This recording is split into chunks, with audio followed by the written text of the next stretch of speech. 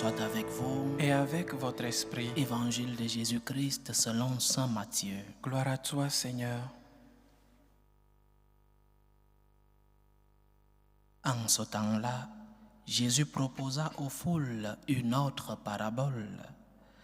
Le royaume des cieux est comparable à un homme qui a semé du bon grain dans son champ. Or, pendant que les gens dormaient, son ennemi survint. Il sema de l'ivraie au milieu du blé et s'en alla. Quand la tige poussa et produisit l'épi, alors l'ivraie apparut aussi. Les serviteurs du maître vinrent lui dire, « Seigneur, n'est-ce pas du bon grain que tu as semé dans ton champ? D'où vient donc qu'il y a de l'ivraie ?» Il leur dit, « C'est ton ennemi qui a fait cela. » Les serviteurs lui disent, « Veux-tu donc que nous allions l'enlever ?» Il répond, « Non. En enlevant l'ivraie, vous risquez d'arracher le blé en même temps. Laissez-les pousser ensemble jusqu'à la moisson, et au temps de la moisson, je dirai au moissonneur, enlevez d'abord l'ivraie, liez-la en botte pour la brûler. Quant au blé, ramassez-le pour le rentrer dans mon grenier. » Acclamons la parole de Dieu. Louange à toi, Seigneur Jésus. Il y a quelques jours, j'attirais l'attention sur les obstacles qui nous empêchent de construire une bonne relation avec le Seigneur. Quelles étaient ces pierres, ces ronces qui t'empêchaient d'avoir une relation d'intimité avec Dieu? Quels sont les obstacles qui mettent un frein dans ta vie spirituelle? Et j'attirais l'attention de chacun d'entre nous pour que nous puissions faire une introspection et découvrir quels sont ces mauvais comportements qui nous empêchent d'être en communion et en communication avec Dieu. Quels sont ces obstacles qui empêchent notre épanouissement spirituel? Et le Seigneur revient sur ce thème.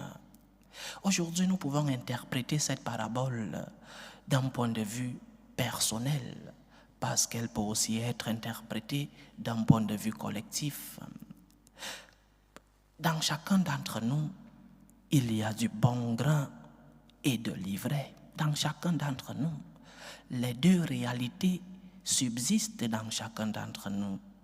Bien sûr qu'il y a des personnes qui ont plus de bon grain que de l'ivraie, et il y a des personnes qui ont plus d'ivraie que de bon grain, mais nous avons tous les deux réalités qui subsistent dans nos vies. Combien de fois nous avons expérimenté que nous faisons le mal que nous ne voulons pas faire, comme disait Saint Paul. Mais combien de fois nous avons aussi expérimenté tout le bien que nous pouvons faire. Donc dans chacun d'entre nous, il y a du bon et du mauvais. Nous ne sommes pas noirs ou blancs, nous sommes gris.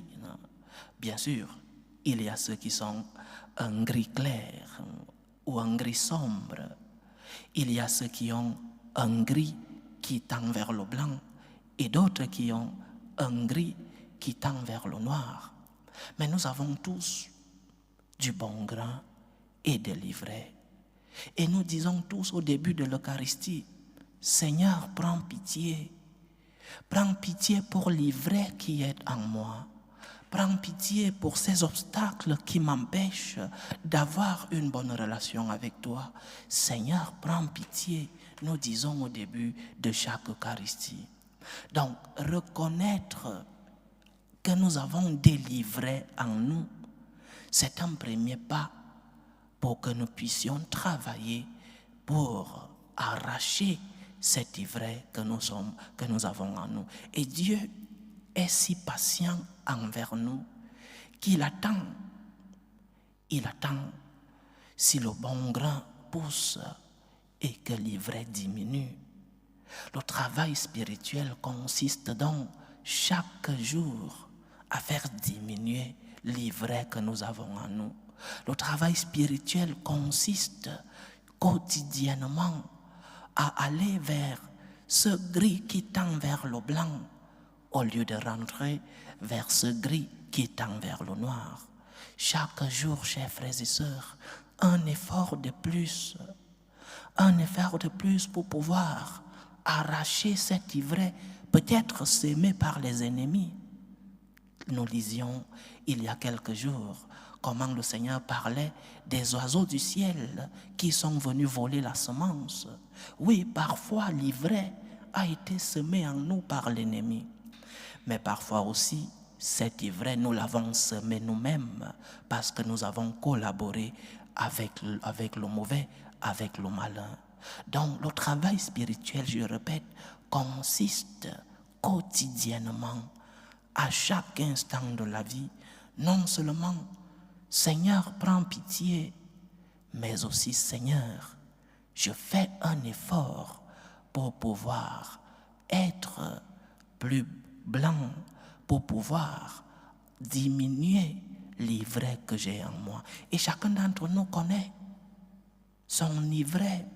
Chacun d'entre nous, dans la sincérité de son intérieur, dans l'honnêteté de son cœur, chacun d'entre nous peut dire, Seigneur, j'ai cette ivraie, j'ai ce péché qui m'empêche d'être pleinement avec toi.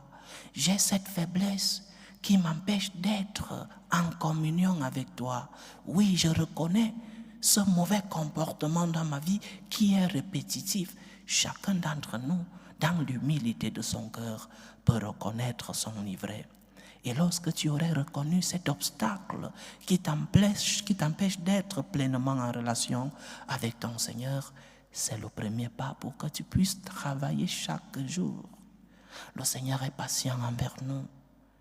Il ne nous arrache pas à la première chute.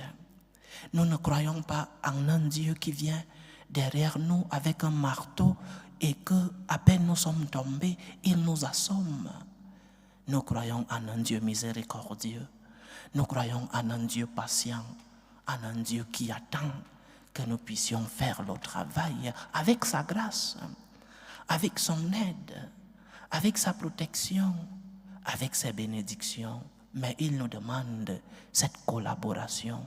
Fais un effort chaque jour pour que ton ivraie diminue.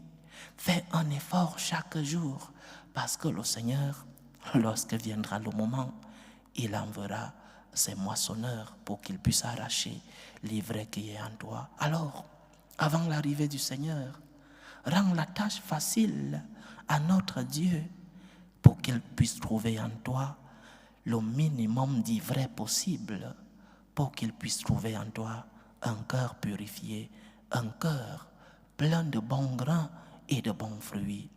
Que le Seigneur, par sa grâce, nous aide à pouvoir purifier notre relation avec lui, qu'il nous aide quotidiennement à pouvoir purifier nos actes, à pouvoir purifier nos pensées. C'est ainsi que nous donnerons le fruit qu'il a le mérite de trouver en nous. C'est ainsi que nous donnerons le fruit que le Seigneur a le droit de trouver dans chacun d'entre nous. Seigneur, prends pitié.